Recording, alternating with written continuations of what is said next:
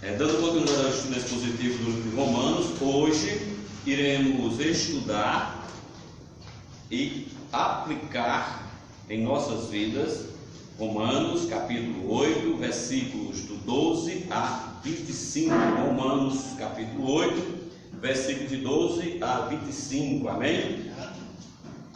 Assim está escrito no livro da vida, no livro que Cristo nos trouxe na palavra de Deus, viva, eficaz e que permanece para sempre. De maneira que, irmãos, somos devedores não à carne para viver segundo a carne. Porque se viverdes segundo a carne, morrereis. Mas se pelo Espírito mortificardes as obras do corpo, vivereis. Porque todos que são guiados pelo Espírito de Deus, esses são filhos de Deus. Porque não recebeste o espírito de escravidão, para outra vez estardes em temor, mas recebeste o espírito de adoção de filhos, pelo qual clamamos, Abba, Pai. O próprio Espírito testifica com o nosso espírito que somos filhos de Deus. E se nós somos filhos, somos logo herdeiros também, verdadeiramente herdeiros de Deus, co-herdeiros de Cristo, se é certo que com Ele padecemos, para que com Ele também sejamos glorificados. Porque para mim tenho por certo que as aflições deste tempo presente não são para comparar com a glória que em nós há de ser revelada. Porque a ardente expectação da criatura espera a manifestação dos filhos de Deus. Porque a criação ficou sujeita à vaidade, não por sua vontade, mas por causa do que a sujeitou, na esperança de que também a mesma criatura seja libertada da servidão da corrupção para a liberdade da glória dos filhos de Deus. Porque sabemos que toda criatura geme e está juntamente com dores de parto até agora. E não só ela, mas nós mesmos que temos as primícias do Espírito também gememos em nós mesmos, esperando a adoção, a saber, a redenção do nosso corpo. Porque em esperança fomos salvos. Ora, a esperança que se vê não é esperança, porque o que alguém vê, como também o esperará. Mas se esperamos o que não vemos, com paciência o esperamos. Amém? Santíssimo Deus, Senhor, nos conduza nesta manhã a aprender a Tua palavra, Senhor. Nos faz, Senhor, entendê-las, Senhor, e não apenas entendê-las. Sim, Senhor, colocá-la em prática em nossas vidas. Graças em nome de Cristo. Amém. Os versículos 12 e 13 nos diz: de maneira que, irmãos, somos devedores não à carne, para viver segundo a carne. Porque se viverdes segundo a carne, morrereis. Mas se pelo Espírito mortificardes as obras do corpo, vivereis. Irmãos, nosso relacionamento com filhos não é condicionado a nenhuma ação da carne. Meu relacionamento com Deus e filhos não tem relação com a carne. Lá no Evangelho de João, capítulo 1, versículos 12 e 13, o Espírito Santo soprou a João e João transcreveu as palavras de Deus desta maneira: mas a todos quantos o receberam, deu-lhes o poder de serem feitos filhos de Deus, aos que creem no seu nome, os quais não nasceram do sangue, nem da vontade da carne, nem da vontade do homem, mas da vontade de Deus. Ou seja, minha relação com Deus não é uma obra da carne. E por isso mesmo nós não somos o quê? Devedores da nossa carne. Agora, o Espírito Santo nos diz para vivermos. Bom dia, irmão. Bom dia. Sentar, fica à vontade. O Espírito Santo nos diz para viver de segundo, para não viver de segundo a carne. Isso é no sentido o quê? Só da parte carnal? Por exemplo, as obras são feitas na carne ou no espírito? As obras na carne. Se é uma obra em verdade e espírito, é aceita por Deus. Mas se é uma obra apenas para você se justificar, ela não é aceita. A devedor à carne nos diz no sentido da imundícia da carne, no sentido da imundícia espiritual. Lá em Tito capítulo 2,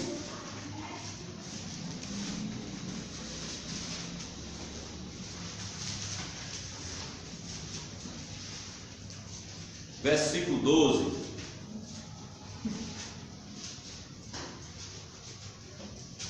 e depois Colossenses 3,5 mostra como deve renunciar às obras da carne, ensinando-os que, renunciando à impiedade e às concupiscências mundanas, vivemos neste presente século sóbria, justa e piamente. Devemos viver de uma forma a ser luz, não ser trevas. Isto para o crente. Devemos mortificar as obras referentes à imundícia da carne. Colossenses 3,5 nos diz: mortificai, pois, os vossos membros que estão sobre a terra, a fornicação, a impureza, a afeição desordenada, a vil concupiscência e a avareza, que é idolatria. Temos a ordem, irmãos, de nos afastarmos, de mortificar, é um imperativo, tudo que vem com referência às concupiscências da carne. Mas também nós temos a ordem de não sermos levados pelo engano e descaiamos da nossa fé, que trata da imundícia espiritual. 2 Pedro capítulo 3, versículos 17 e 18.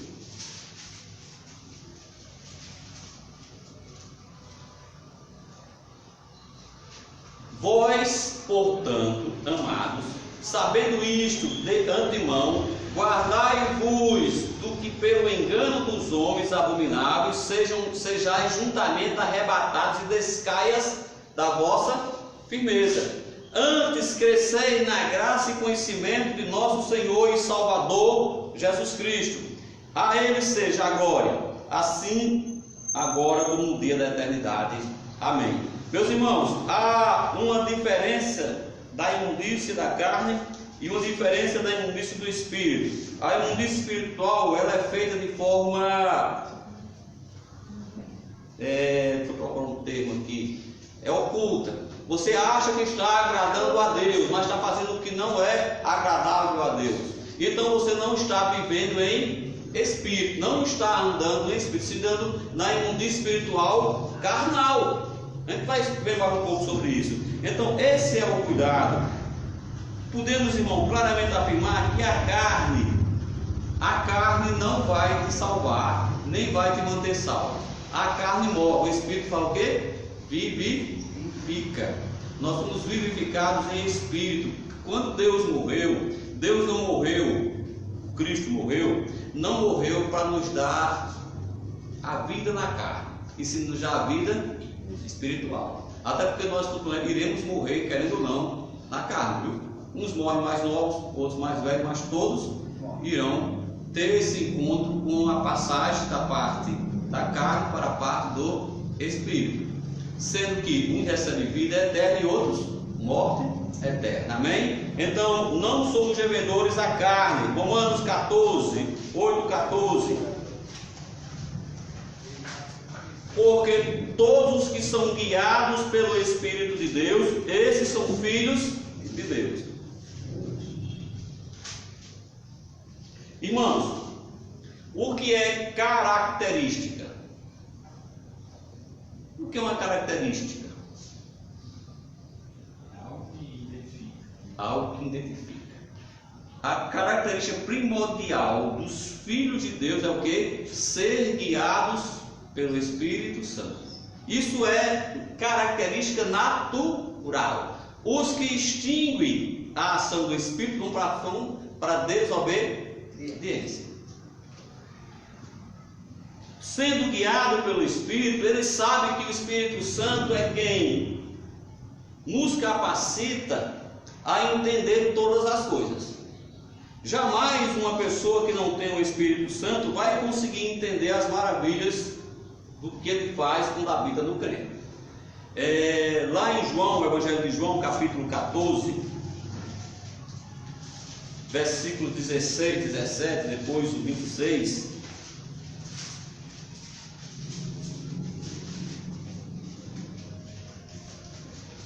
nos diz, Cristo falando, viu?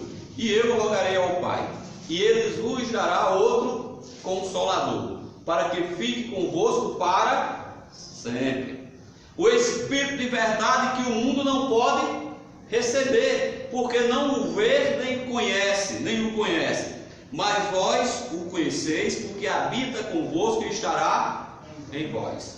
Mas aquele Consolador, o Espírito Santo que o Pai enviará em meu nome, esse vos ensinará todas as coisas e vos fará lembrar de tudo quanto vos tenho dito. Irmãos, o Espírito Santo não baixa no crente, como dizem as instituições. O Espírito Santo habita no crente e habita para sempre. Não é vem hoje, volta amanhã. Ele habita no crente. O crente é o templo do Espírito Santo de Deus. Então, por que o mundo não entende? Porque não o recebeu e não o conhece. As pessoas querem se justificar com: eu sou uma pessoa muito boa. Como diz nosso querido irmão Neto Rosa de Soldado, disse: boa por fogo. Que todo ser humano é pecador. As pessoas tentam se justificar por si mesmo, mas o crente é justificado pela morte de Cristo e somos guiados pelo Espírito Santo que habita em nós. E esse Espírito é quem testifica que somos filhos de Deus, por isso nós somos guiados por Ele. Irmãos, há um início de uma obra, há uma continuação e há um final da obra. Quem faz no crente é o Espírito Santo. Ele aperfeiçoa, o que iniciou a boa obra irá aperfeiçoar até o dia do Senhor. O Espírito Santo aperfeiçoa a obra do crente, principalmente quando o crente está em obediência. Irmãos, o amor de Deus é tão grande para conosco que nós passamos de inimigos. Toda pessoa que não tem o Espírito Santo habitando nela é inimigo de Deus no entendimento. Alguns aparentam até ter amizade, mas é uma amizade falsa. Nós passamos de inimigos para a condição de quê? Filhos. Hoje nós não entendemos, mas sabemos que iremos nos apresentar a Deus. 1 João capítulo 3, versículos de 1 e 2 apenas.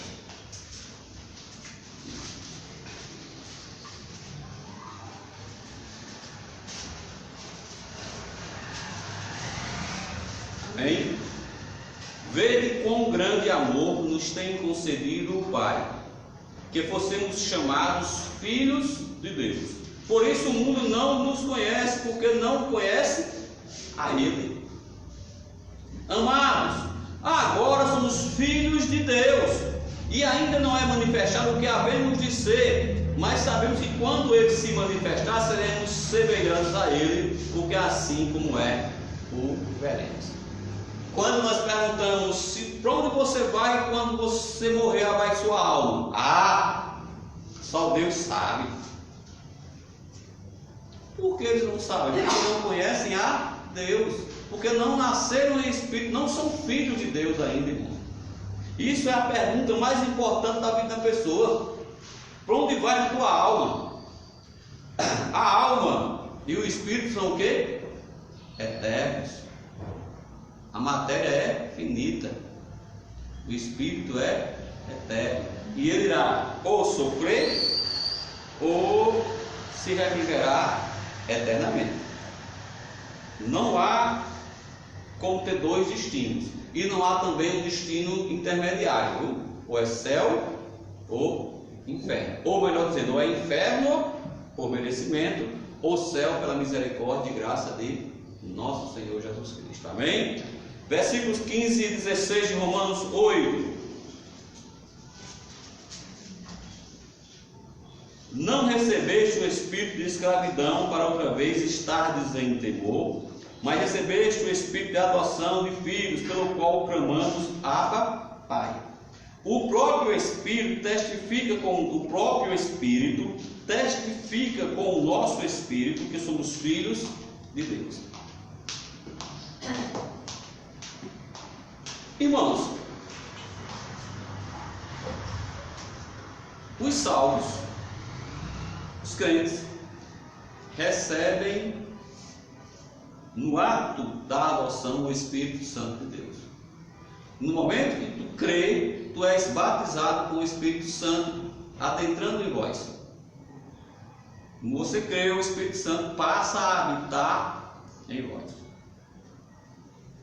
E automaticamente, com esta graça, com você sendo agraciado com o Espírito Santo, este Espírito Santo passa a interceder e a clamar por nós. A adoção é um termo jurídico que garante ao adotivo os mesmos direitos dos filhos naturais. Obrigado. A adoção garante o mesmo direito dos filhos naturais. Quem é o filho natural de Deus? Jesus Cristo. Quem são os filhos adotivos? Se nós somos filhos de Deus, somos o quê? Herdeiros de Deus, co-herdeiros de Cristo. Agora, irmãos, existe a Bíblia, que é a verdade, e existe o sistema religioso que faz, isso, que quer colocar você como sendo o centro das atenções. Mas não é assim, irmãos. O Espírito Santo testifica. O crente sabe que é salvo. Testificar é um ser, é uma garantia, testificado, testado, aprovado. O crente sabe disso. O perdido diz, eu não sei, só Deus sabe. Claro que Deus sabe. Se foi Ele que me salvou, como é que Ele não sabe? Seria até uma incoerência. Mas como é que eu vou ter dúvida de quem é meu Pai? Se o Espírito Santo que habita em mim testifica com o meu Espírito que eu sou filho de Deus. Falta Bíblia, meus irmãos. Falta leitura, falta meditação nas Sagradas Escrituras. E sobra lobos transvestidos de cordeiro. Sobra, está assim, viu? Irmãos, o Espírito Santo, usando Paulo, fala a expressão Abba, Pai. Isso é uma relação de intimidade. Quando as meninas eram pequenas, chamavam Painho, chega você se derrete todinho, né? Os nossos filhos dizem, Painho, chega você fica todo... Nós gramamos a Abba, Pai, com relação de amizade, intimidade. Qual é o filho que tem medo do pai? A não ser que o pai seja... Geralmente há alguns pais humanos que são severos, mas geralmente os filhos têm muito amor pelos pais, e os pais ainda mais pelos filhos, tudo tão normal. Imagina Deus, nós clamamos Abba, Pai, através do Espírito Santo, que nos dá o selo de filiação, nos dá a certidão, a nova certidão com o meu nome, José Valdo Gomes Costa, Pai, o Senhor dos Exércitos, Jeová, Deus. Eu tenho a certidão dada pelo Espírito Santo que eu sou filho de Deus, irmãos. E isso não vai, nada que eu faça pode melhorar ou piorar essa certidão. A certidão é perfeita, foi Cristo que fez. Então, esse relacionamento nos traz uma intimidade com Deus, e biblicamente falando, nós temos uma afirmação em Romanos 10, versículo 11, porque a Escritura diz: todo aquele que nele crer não será confundido. Vocês já imaginaram como seria ruim para nós, para nossos filhos, se a gente tivesse dúvida? Por exemplo, esses casais que não sabem se vão para o DNA, a criança, como é que fica? Sem ter certeza quem é o pai. Não deve ser uma sensação terrível? Você imagina a Elia que está com sono ali, não tivesse certeza que Hilton e Neto fossem os pais naturais dela. Quem é meu pai? Ah, meu pai hoje é Hilton. Ah, não, hoje meu pai não é mais Hilton. Como é que eu não vou, gente? O Espírito de Deus não deixa você confundido.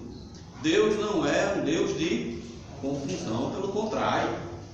Ele não nos deu o espírito de temor, mas sim o Espírito Santo de Deus. Amém? Então devemos crer plenamente na obra de Cristo. Amém? Versículo 17 nos diz: se nós somos filhos, somos logo que herdeiros, também verdadeiramente herdeiros de Deus, co-herdeiros de Cristo. Se é certo com Ele padecemos, para que também com Ele sejamos glorificados. A condição primária da adoção é garantir o mesmo direito dos filhos originais. Condição primária é tornar-se herdeiro de Deus, co-herdeiros de Cristo. E isto, Cristo, gente, olha que obra perfeita. Cristo morreu para dividir conosco a sua herança. Nós, por favor, Gálatas capítulo 7, ou capítulo 4.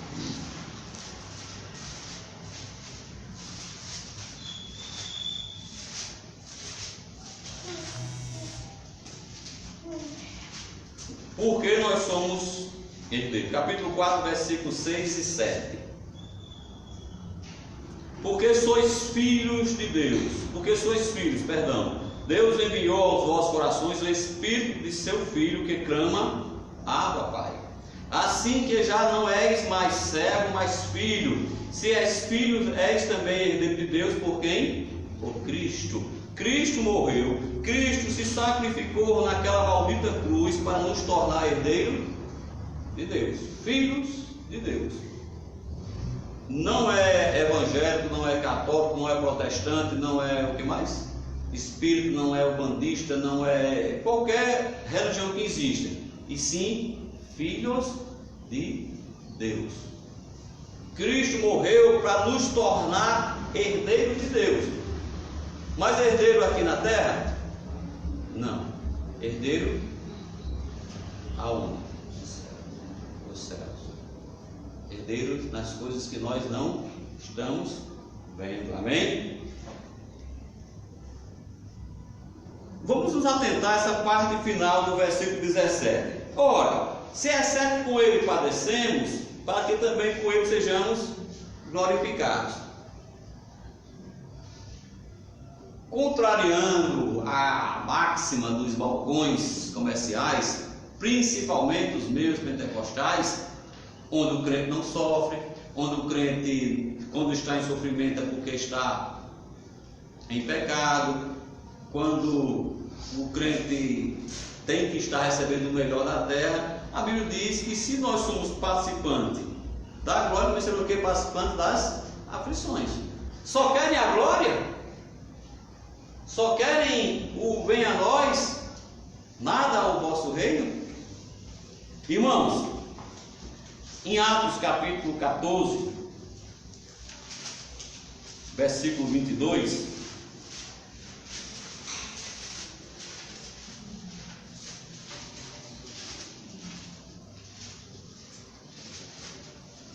nos diz, Atos 14, 22. confirmando os ânimos dos discípulos, exortando-os a permanecer na fé, pois que por muitas tribulações nos importa entrar no reino de Deus.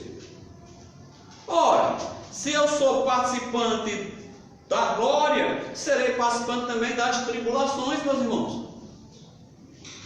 E nós vamos ver no versículo 18 o motivo.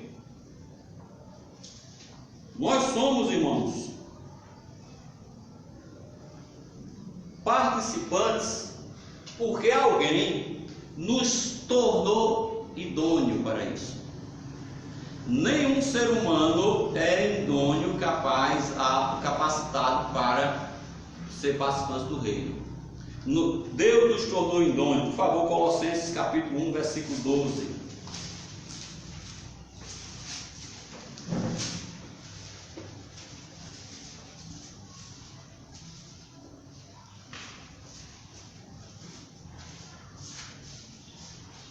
Amém?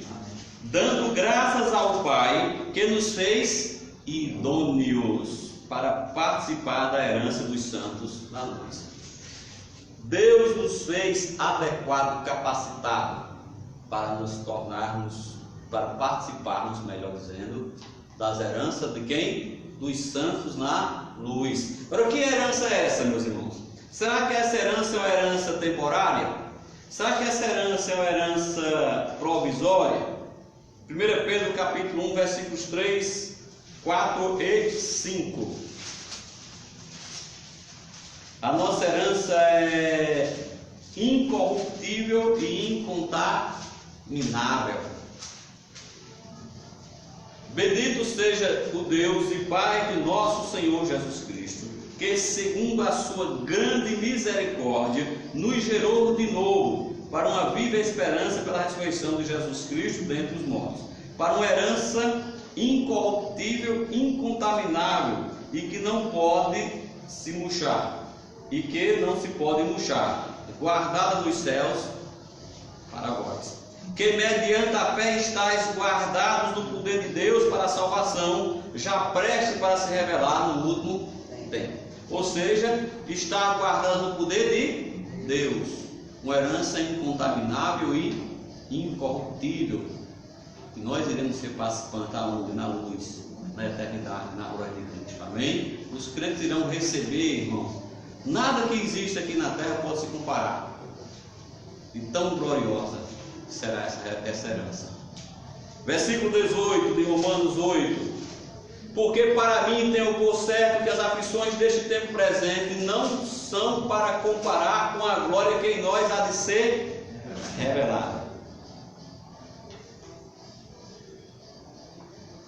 Porque para mim tenho por certo, não tenho por dúvida, por receio. Para mim tenho por certo que o quê? Que as aflições desse tempo presente nós chamamos hoje, que nós chamamos também vida, que é a vida temporária, não é a eterna, não são para comparar com a glória que nos será revelada. A primeira convicção que eu tenho, tenho por certo que os sofrimentos dos salvos são temporários. Nós temos uma leve e momentânea tribulação, temporária, leve e momentânea. 2 Coríntios capítulo 4, versículo 7. 4:17, perdão.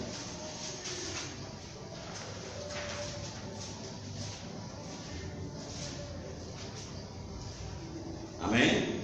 Porque a nossa leve e momentânea tribulação produz para nós um peso eterno de glória muito excelente. O que? A nossa momentânea tribulação é o primeiro. Tenho por certo. Eu tenho por certo também que não devo esperar em Cristo só nesta vida. Se assim eu faço, sou o mais miserável de todos os homens. 1 Coríntios capítulo 15, versículo 19.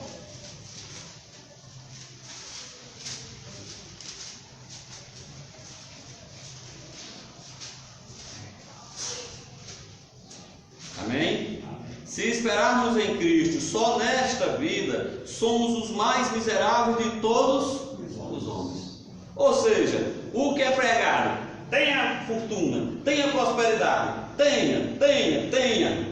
Nós já temos uma herança incontaminável, amém? Tudo que tu ganhar aqui, tu não vai levar. Tu não consegue levar um copinho desse, viu? E se colocar no caixão contigo, não vai te servir de nada. Nós não esperamos em Cristo só nesta vida, nós esperamos na vida verdadeira, que é a vida eterna, amém? O terceiro, tenho por certo que devemos nos alegrar com a glória que nos será revelada. 1 Coríntios 15, 49.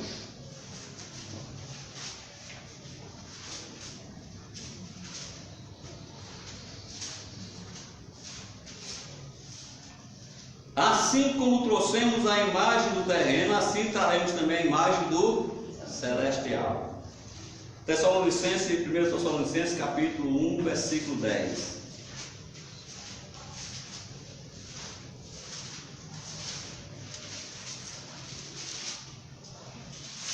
O que é que nós estamos esperando? E esperar dos céus o seu Filho, a quem ressuscitou dentre os mortos, a saber, Jesus Cristo, que nos livra da ira. Nos livra. Não vai nos livrar, nos livra. A conotação verbal está nos garantindo que nós não iremos participar da condenação final, da ira futura. 1 Tessalonicenses 1:10. A ira futura não pertence aos crentes, porque Cristo nos livra permanentemente disso. Portanto, não há condenação para o cristão em Cristo Jesus, não segundo a carne, mas segundo o Espírito. Amém? Então, meus irmãos, podemos concluir que tenho por certo que o crente espera o admirável dia da redenção. O crente está esperando o aparecimento do grande Deus e nosso Salvador, Jesus Cristo. O crente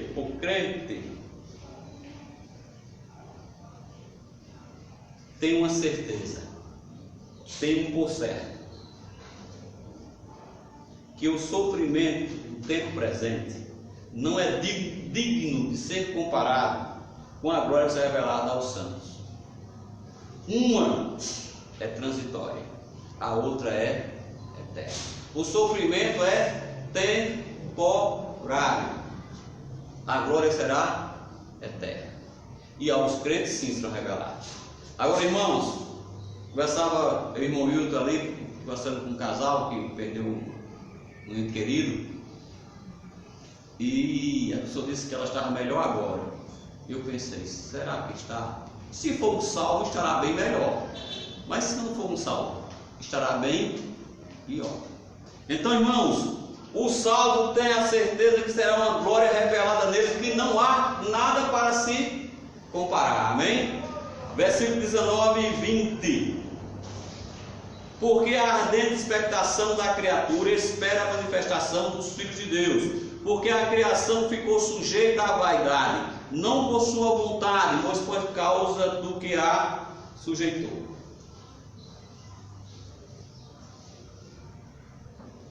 Paulo está aqui tratando, meus irmãos, da expectativa da redenção dos salvos, que vai ser mais explicado no versículo 23. Hoje o crente já tem a vida eterna, mas ainda possui o quê? A natureza pecaminosa de uma pessoa que nos deixou de herança. Nós somos sujeitos à vaidade não por nossa vontade, mas por causa do que nos sujeitou. Quem sujeitou ao pecado? Adão. Quando o pecado adentrou por Adão, houve assim, por Adão entrou a morte e o pecado, por isso todos os homens são pecadores. E isso não tem como, meus irmãos, a criatura é pecaminosa. O filho é segundo Deus, criado em santidade, eu não esqueci, justiça e santidade. Os filhos, mas os filhos serão manifestados quando? Hoje, Não, na glória. Nós só podemos estar recebendo totalmente a nossa condição de filhos adotivos quando? Quando formos redimidos, a nossa redenção tiver sido completa. Porque a criação ficou sujeita à vaidade não por causa da sua vontade, mas por causa do a que sujeitou. Irmãos, quando Cristo voltar na sua segunda vinda, acontecerá um processo de transformação. Hoje o crente já é salvo, mas vai ser transformado a parte contaminável em algo incontaminável. O nosso corpo abatido em decorrência do pecado, nós só ficamos velhos por causa do pecado, nós só adoecemos por causa do pecado, tudo que nós acontece conosco foi em decorrência do pecado. Adão iria ter o corpo perfeito se não tivesse pecado. A terra tornou-se maldita por causa do pecado de Adão. Não havia sofrimento. Olha mesmo, eu fico imaginando o irmão Hilton, lá no paraíso. Toma só conta aqui das árvores, dos bichos e pronto. Diga aí, irmão. Seria um problema grande, seria? Mas o homem foi tentado pela concupiscência de querer ser igual a Deus. E Deus não deu. Entrou o pecado no mundo. E por causa do pecado, nosso corpo fica velho, nós adoecemos. E nós podemos queimar no inferno. Nós que eu digo, os perdidos. Os salvos não. As raças humanas, a criatura. Por isso que a criatura mesmo ficou sujeita ao pecado, mesmo sem querer. Talvez você peca, fica com raiva de você, mas lá pecou, por estar na tua natureza. Mas nosso corpo será transformado, meus irmãos. Por favor, Filipenses capítulo 3, versículos 20 e 21. E depois, 1 Coríntios capítulo 15, 51 a 54.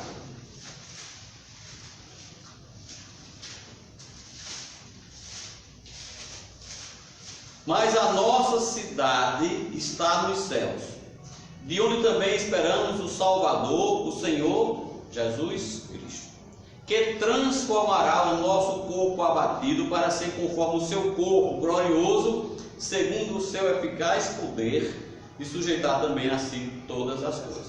Teremos um corpo o quê? Glorioso, igual de quem? De Jesus Cristo. 1 Coríntios capítulo 15,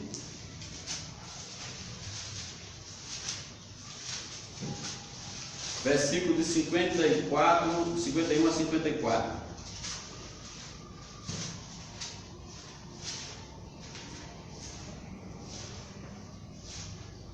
Amém? Amém.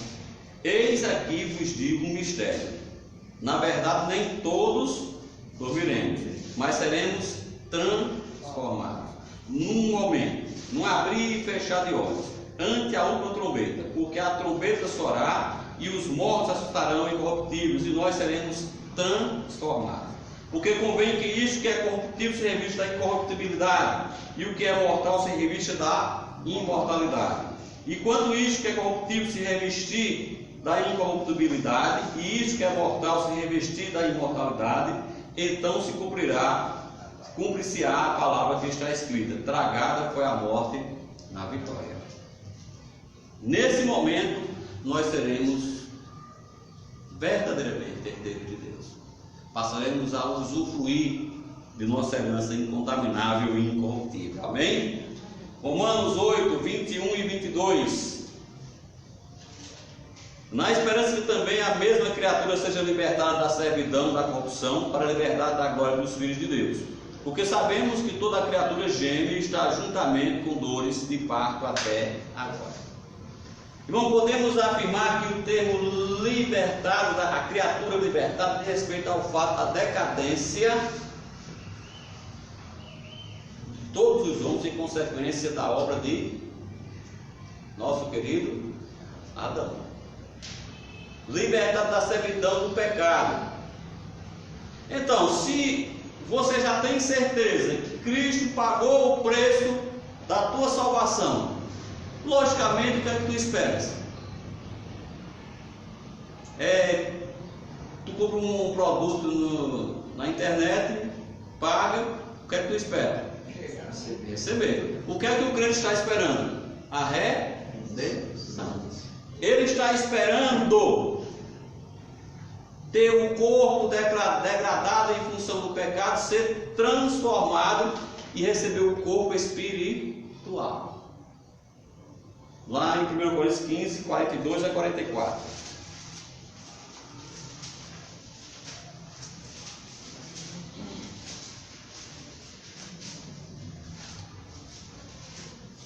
Quando nós morremos, nosso corpo é incorrupção. Quando nós ressuscitamos na glória, ou se formos arrebatados, será um corpo incorruptível. Assim também a ressurreição do morto, assim também a ressurreição dentre os mortos. Semeia-se o corpo em corrupção, ressuscitará em incorrupção. Semeia-se em ignomia, ressuscitará em glória. Semeia-se em fraqueza, ressuscitará o quê? Com vigor. Semeia-se corpo natural, ressuscitará corpo espiritual. Há um corpo natural e também um corpo espiritual. A morte de Cristo foi para resgatar o nosso corpo espiritual. Pode ter certeza, irmãos, que quem crê em Cristo terá um corpo perfeito, a imagem e semelhança de Cristo. Não tem isso na Bíblia, mas muitos estudiosos, e nosso corpo será um corpo de um homem de 33 anos de idade, que é quando Cristo morreu, a perfeição de Cristo, a medida e estatura completa de Cristo. Ou seja, um homem com 33 anos está no auge do vigor físico. Semeia-se corrupção com vigor. Ou seja, teremos um corpo semelhante ao de Deus e libertados da servidão. Amém? Esta é a maior. Nós não vamos mais servir. Que você serve ao pecado mesmo sem querer. Por exemplo, deixou. Quando ele apareceu a Maria, ele disse: não me detenha, ainda não subiu ao Pai. Porque ele estava com o corpo, né? Exatamente. Amém. Então, irmãos, o versículo 23 nos mostra claramente, e não só ela, não só a criatura, mas nós mesmos que temos as primícias do Espírito, também gememos em nós mesmos, esperando a adoção, a saber, a redenção do nosso corpo. O salvo, o crente, ele tem a certeza absoluta. Se é certeza, já é uma coisa certa, mas tem uma certeza absoluta que seu espírito pertence a Deus, e que hoje nós estamos esperando, sonhando o dia da redenção, o ditoso dia, o dia que nós iremos nos alegrar. Vocês imaginam, irmãos, o tamanho da glória que é você encontrar com Cristo, você encontrar com Deus. Irmãos, assim, não tem nem como se explicar, é uma coisa assim tão... Porque nós estamos guardados, o Espírito Santo de Deus é o selo para o dia da nossa redenção. Efésios capítulo 4, versículo 30.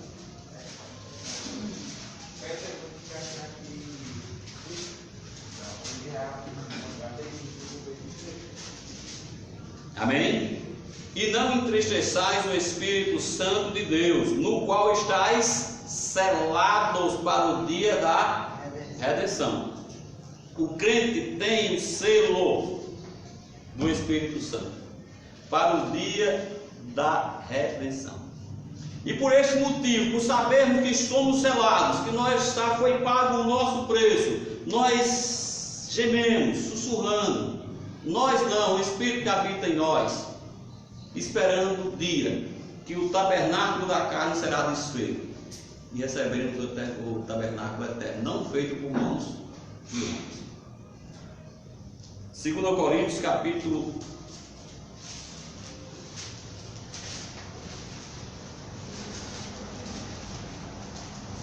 5, versículos de 1 a 4.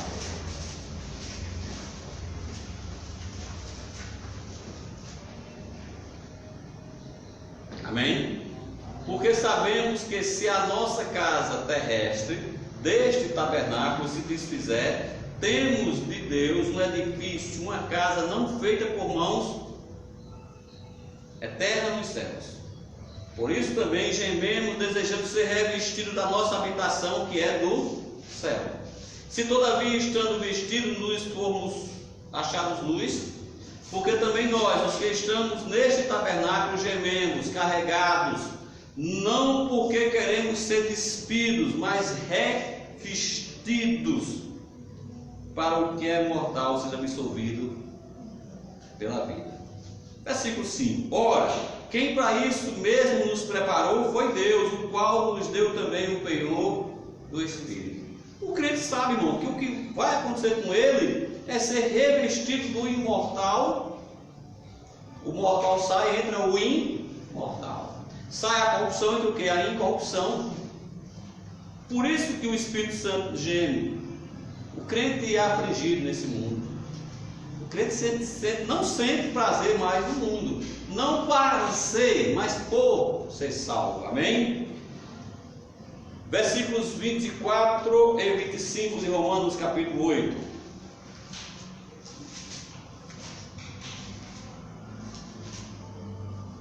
Porque em esperança fomos salvos. Ora, a esperança que se vê não é esperança, porque se alguém vê, como também o esperará? Mas se esperamos o que não vemos, com paciência o esperamos. Bem-aventurado aquele que crê, sem ver qualquer obra ou sinal. Os sinais e prodígios foram feitos no Novo Testamento para quem? Para os infiéis, os incrédulos. Nunca foi feito para um crente. O crente não precisa de sinal nenhum. O crente precisa apenas crer na palavra de Deus. Cristo diz a Tomé: bem-aventurados os que creem sem ver. Ele diz: não sedes incrédulos, não sedes incrédulos, sedes crentes. O crente é aquele que crê sem ver, espera. Ele disse: geração incrédula. Geração incrédula. Para os incrédulos. Os sinais são para os incrédulos. Ora, se esperamos em Cristo, temos a certeza do nosso quê? Ressurreição. Eu posso morrer, fico lá, meu espírito regozijando, sendo confortado no seio de Abraão, e meu corpo será transformado no dia que Cristo voltar. Aí você me perguntar: mas pastor, e aquele pessoal que morreu queimado, que morreu no meio do mar? Não é problema meu. Você acha que Deus não consegue fazer? Juntar tudinho? Como é que você pega num vale de osso de bilhões de pessoas, e os ossos tudinho vão tudo encontrar o osso do dono? Deus faz, irmão. Se Deus o pó não fez o homem, por que não pode ressuscitar o pó dele? Deus faz. Não me pergunte como, eu não vou saber, nem vou querer também, viu? Posso até perguntar. Ele só usou o fruto do homem, né? Profetia, né? Agora não é isso. O sinal não é dado no seu de Jonas, né? Quando cremos verdadeiramente no Evangelho, nos é reservado uma esperança nos céus. Não é uma esperança na terra. O que você vê não é esperança, é? Se eu estou vendo, já estou vendo, não espero mais nada. O crente sabe, Romanos 15, 13.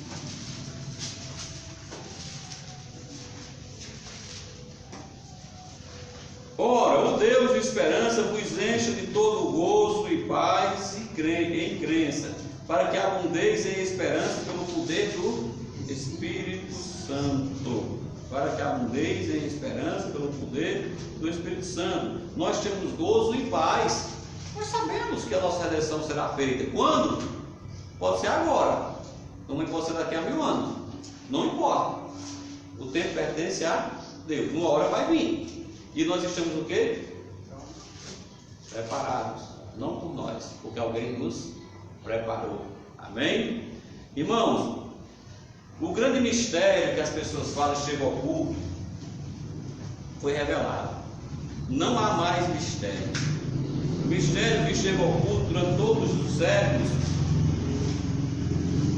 nos foi revelado. Qual é o mistério? Qual era o mistério? Ou qual é o mistério? Qual é o mistério? Colossenses capítulo 1, versículo 26 e 27, para encerrarmos. O mistério foi manifestado aos santos, viu? Os perdidos não conseguem entender esse mistério.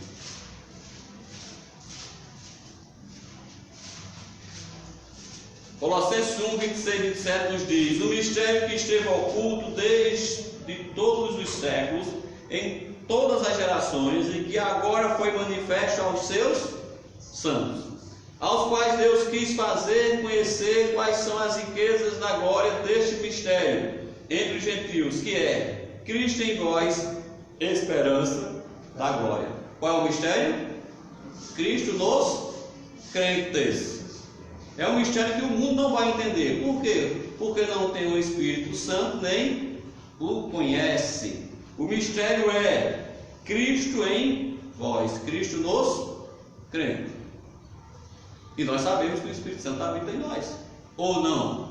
Se tu não sabes que o Espírito Santo habita em ti, é porque tu não és de Deus. Romanos capítulo 8 nos diz claramente: se é que o Espírito de Deus habita em vós, se não habita, é porque não sois de Deus. Que Deus possa, meus irmãos, nos conduzir sempre a entender a sua palavra, não a palavra de homens, e que enquanto estivermos nesse tabernáculo chamado carne, possamos honrar e glorificar o nosso Pai, não a nós mesmos, ao nosso Senhor e nosso Salvador Jesus Cristo. Amém?